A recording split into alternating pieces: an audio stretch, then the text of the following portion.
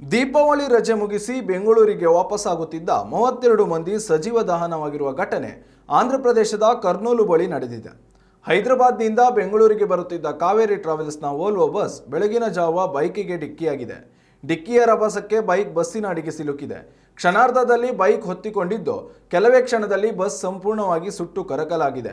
ಬಸ್ಸಿನಲ್ಲಿ ಪ್ರಯಾಣಿಸುತ್ತಿದ್ದ 32 ಮಂದಿ ಸಜೀವ ದಹನವಾಗಿರುವ ಶಂಕೆ ವ್ಯಕ್ತವಾಗಿದೆ. ಆದರೆ ಬಸ್ಸಿನಲ್ಲಿದ್ದ 12 ಮಂದಿ ಪ್ರಾಣಾಪಾಯದಿಂದ ಪಾರಾಗಿದ್ದು ಅವರನ್ನು ಖಾಸಗಿ ಆಸ್ಪತ್ರೆಗೆ ದಾಖಲು ಮಾಡಲಾಗಿದೆ. ಬಸ್ಸಿಗೆ ಬೆಂಕಿ ಕಾಣಿಸಿಕೊಳ್ಳುತ್ತಿದ್ದಂತೆಯೇ ನೀರಿನ ಬಾಟಲಿಯಿಂದ ಬೆಂಕಿ ನಂದಿಸಲು ಚಾಲಕ ಹಾಗೂ ಸಹಾಯಕ ಯತ್ನಿಸಿದ್ದಾರೆ. ಆದರೆ ಬೆಂಕಿ ತೀವ್ರ ಸ್ವರೂಪದಲ್ಲಿ ಬಸ್ಸಿಗೆ ಆವರಿಸಿದ ನಂತರ ಪ್ರಯಾಣಿಕರನ್ನು ಎಬ್ಬಿಸಿದ್ದಾರೆ. ಕೂಡಲೇ 12 ಮಂದಿ ಪ್ರಯಾಣಿಕರು ಬಸ್ಸಿನ ಕಿಟಕಿಯ ಗಾಜುಗಳನ್ನು ಒಡೆದು ಹೊರಗೆ ಬಂದಿದ್ದಾರೆ. ಆದರೆ ಉಳಿದವರು ಹೊರಗೆ ಬರಲು ಸಾಧ್ಯವಾಗದೆ ಸಜೀವ ದಹನವಾಗಿದ್ದಾರೆ ಎನ್ನಲಾಗುತ್ತಿದೆ. ಎನ್ಡಿಆರ್ಎಫ್, ಅಗ್ನಿಶಾಮಕ ದಳ ಹಾಗೂ ಪೊಲೀಸರು ಸ್ಥಳಕ್ಕೆ ಧಾವಿಸಿ ರಕ್ಷಣಾ ಕಾರ್ಯ ನಡೆಸಿದ್ದಾರೆ. ಮುಂಜಾನೆಯವರೆಗೂ ರಕ್ಷಣಾ ಕಾರ್ಯಾಚರಣೆಯನ್ನು ನಡೆಸಿದ್ದು ಹಲವು ಮೃತದೇಹಗಳನ್ನು ಹೊರಗೆ ತೆಗೆದಿದ್ದಾರೆ. ಬಸ್ಸಿನಲ್ಲಿ ಒಟ್ಟು ಎಷ್ಟು ಮಂದಿ ಪ್ರಯಾಣಿಸುತ್ತಿದ್ದರು ಅನ್ನೋ ಖಚಿತ ಮಾಹಿತಿ ಇನ್ನಷ್ಟೇ ದೊರೆಯಬೇಕಾಗಿದೆ. ಬಸ್ಸಿನ ಚಾಲಕನನ್ನು ವಶಕ್ಕೆ ಪಡೆದು ವಿಚಾರಣೆ ನಡೆಸಲಾಗುತ್ತಿದೆ ಎಂದು ಎಸ್ಪಿ ವಿಕ್ರಾಂತ್ ಪಾಟೀಲ್ ಮಾಧ್ಯಮಗಳಿಗೆ ಮಾಹಿತಿ ನೀಡಿದ್ದಾರೆ.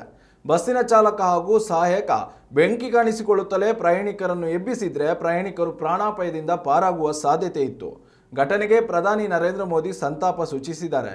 ಮೃತರ ಕುಟುಂಬಕ್ಕೆ ತಲಾ 2 ಲಕ್ಷ ರೂಪಾಯಿ ಹಾಗೂ ಗಾಯಾಳುಗಳಿಗೆ ತಲಾ 50,000 ರೂಪಾಯಿ ಪರಿಹಾರ ಘೋಷಿಸಿದ್ದಾರೆ.